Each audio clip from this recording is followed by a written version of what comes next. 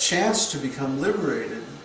But it's like every strong woman that comes along in his life just like completely dominates his mentality to the point where he forgets what his business is. He forgets what he's here to do.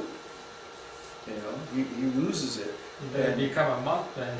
What's that? He should become a monk. He should. You're right. That would help him. Yeah. Keep him out of trouble. Keep him out of danger. Because it's his weakness. Yeah. You know, it is very. The way it always works, though, is that a person is. They themselves are the last one to understand what their weakness is. So he's like, you know, oh, women are very nice. It would be very hard for him it would to be, choose amongst life. it would be, So yeah, very hard. He admires women. He thinks they're very strong. Right? Well, and compared to him, they are. You know. So from his point of view, it's like that would deprive him of the whole source of strength, and he would have to draw a line in his life that he's just not prepared to do. You know. So I mean, actually, I think it's a good idea for everybody to live as a monk for some time, just to have that experience and to gain the benefits that you can get from that kind of life, that discipline and the austerity. But of course, nobody listens to me. But if you have this experience, then you can understand where your weak points are. You know. Or another person, let me think of another example of somebody has moksha karaka, I can't use it. Oh God, yeah. There's a lady that we know that has 2 moksha karakas in her chart. And she understands the whole theory and everything. She's not stupid, she's intelligent. But every time we like get around to, okay, this is actually what you have to do to gain liberation, you know, it's like she runs into a wall. She can't go there. It's like her intelligence stops working, and she's just like, She lacks the discipline? It's not so much that she lacks the discipline. It's that, well, I'm not sure what it is in her case. There's no clear indication in her chart that something is stopping her intelligence. Oh yeah, that's right. We found out something new. We found that there's something called temporary malefics. What's that? Well, a planet can either be benefic or malefic, right, depending on its nature. And there's 2 kinds. There's natural malefics and benefics, and there's temporary malefics and benefics based on the planet's position in a chart. There are 3 houses called Dushtana houses. It means difficult houses, the 6th, the 8th, and the 12th. So if the planet becomes the lord of those houses, even if it's a benefic planet, it can become malefic.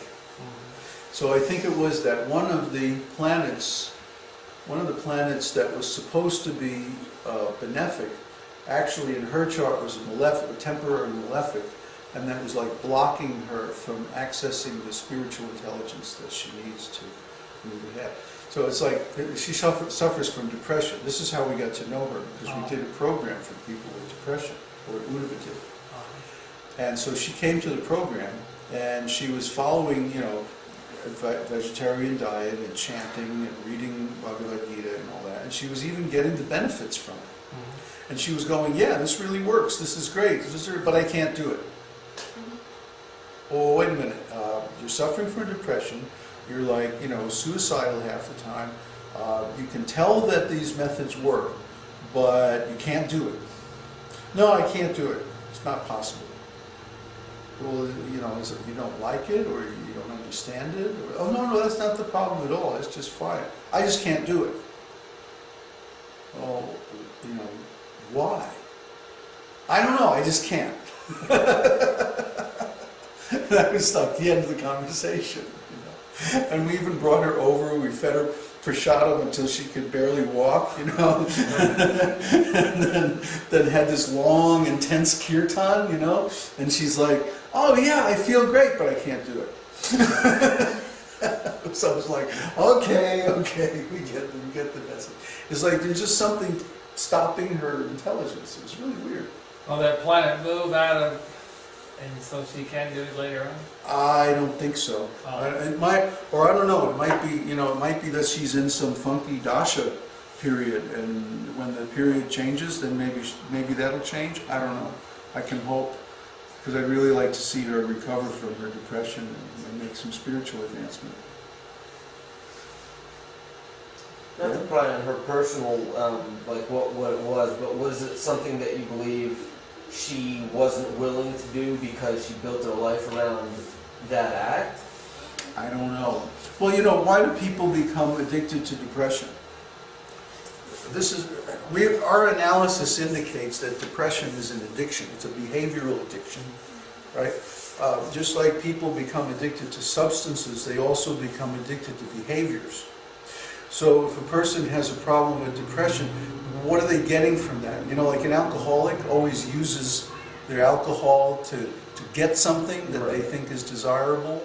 It might be sympathy, it might be attention, even if it's negative attention, or, you know, who knows? I don't know what her personal life is. I don't know what her situation is. Kind of like a bully syndrome, in a sense? What's that? Like if they can't get good attention, any attention is better than no attention? Right. Okay. She might be doing something like that. I mean, it's hard to tell because I don't know. You know, you'd have to observe her in her personal life, in her normal circumstances. And we never seen her in her normal circumstances. Right. We only see her at meetings or, you know, if she comes over to the house or something like that. So it's hard to say how she's using her depression. But apparently she's so attached to her depression that even if she knows how to stop it, it's like she can't go there. Right, so it's a lifestyle or something that she's been doing so long she doesn't know how to function without it? It might be some kind of crutch like that. Some way of not dealing with stuff that she's uncomfortable with or something like that. Yeah. Yeah, it's hard to tell. Human behavior is so complicated, you know. All we can do is give people good advice. And, you know, we call it triage. You know? I know triage. Yeah, triage in, I don't know if you all know, in medical circles, it's when you have a limited amount of resources and a lot of victims, and you have to decide, like, who you're going to treat. And the basic principle of triage is that the first people that you treat are the ones who can benefit the most and who will respond the best to your treatment, like making the best use of the facilities and resources that you've got. So in our case, you know, Uddhava and I were two people, and we had, you know, 13 million people in our preaching field in Mexico City.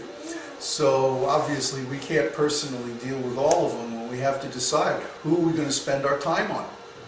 We have a very limited amount of time, especially Uddhava is working, you know, more than full-time, in very responsible positions. So we had to decide. And basically the people who made the cut were the people who responded to what we were giving them. The people who couldn't respond or didn't want to respond or didn't want to value what we were giving them, it's like they don't rate it, we don't give them any time. You know? Maybe if we spent more time and pounded on them, you know, for a while, they would eventually make some progress.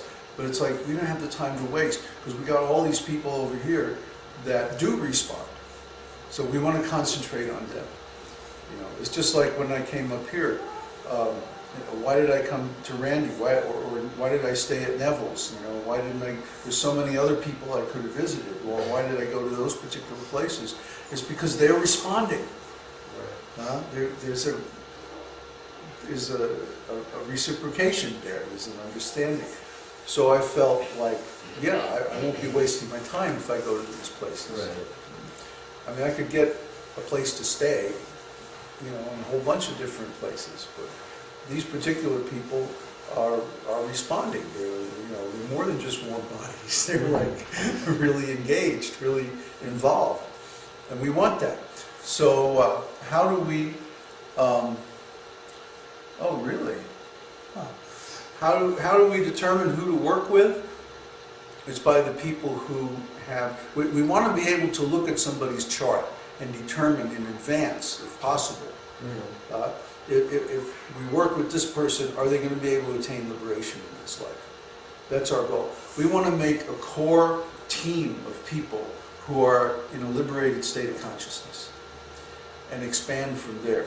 Even if I only have 1 or 2 people, you know, who are in that state, I'll consider that a success for my whole life. Because Prabhupada, my guru, when he left this planet, none of his disciples were liberated. Really? Yep. He himself said so. There is no one qualified to succeed me, he said, at the time he left. It took me another 25 years after he left the planet. And as far as I know, I'm the first one. So, you know, if we can set up this retreat, and Uddhava and some other devotees, Florian and some other people